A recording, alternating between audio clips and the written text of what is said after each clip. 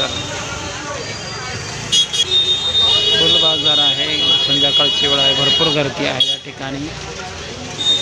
एवढी गर्दी आहे की उद्या दसरा असल्यामुळे आज फारच गर्दी आहे।